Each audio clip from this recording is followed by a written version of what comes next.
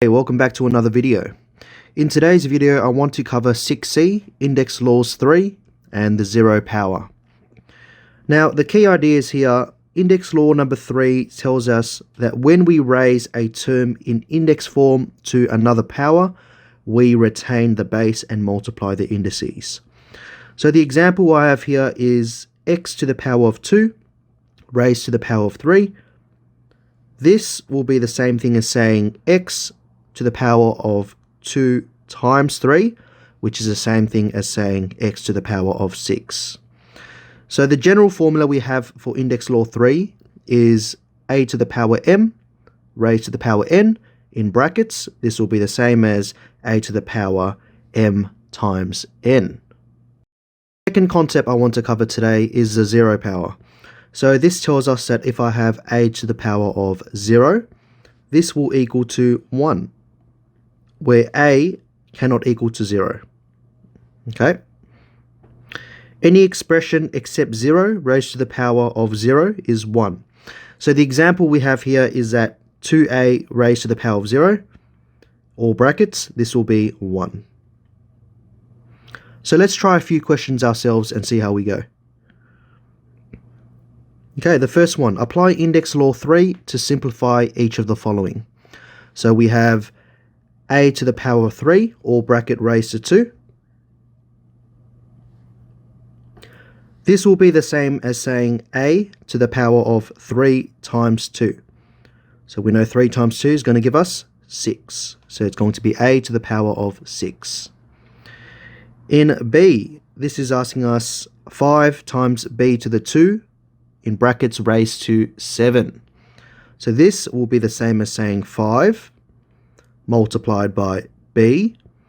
Now because we have 2 and 7, this will be 2 times 7, which will give us 5b to the 14.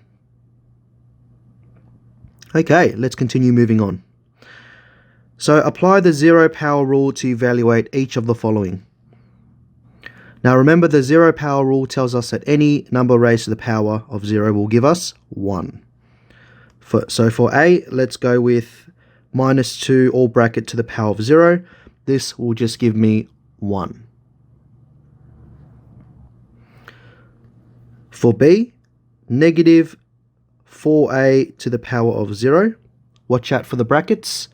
In this case, 4a to the power of 0 is going to give me 1. But there's a negative outside of the brackets. So it's going to be negative 1 times 1, which will give me negative 1. So be careful of those negative signs.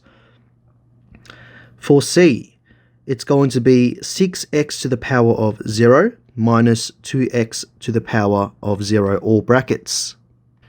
Now in this question, 6x to the power of 0 is going to be 6 times 1 in this case, because x to the power of 0 is 1, minus 2x to the power of 0, which is also 1. So we get 6 minus 1, which gives us 5. Finally, let's move on to the last examples. Simplify each of the following by applying the various index laws. So for a, we have y to the 3 all bracket raised to 4.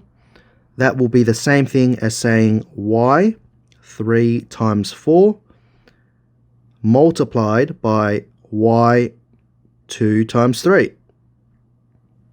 Okay, for the second part, we know that y 3 times 4 is y to the 12, and we know y 2 times 3 is y to the 6.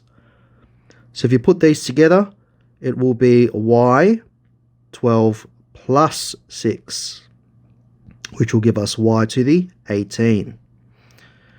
So for b, it will be t squared raised to the power of 4 divided by t3. So we know that t squared to the power of 4, we can multiply these indices, and we can divide it by t3. So what I get here is t to the power of 8 divided by t to the power of 3. Remember the second indice law, if we divide them, we can minus them if they have the same base. So this becomes t 8 minus 3, which is the same as saying t to the 5. Okay, So for example C, we have 5m squared times 2m4 divided by 10m5. Now, in this case, we want to ask ourselves, let's multiply the coefficients. So we've got 5 and 2, which gives us 10. Now we want to look at the m's. So we've got m2 times m4.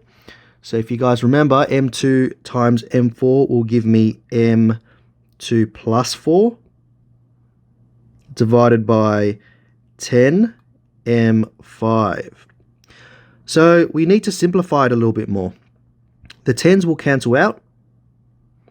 So we are left with m to the 6 divided by m to the 5. We can simplify it one more time to give us m6 minus 5, which is just m to the 1 or just m. So that's it from this video. Hopefully you guys learned something, and I'll see you on the next one.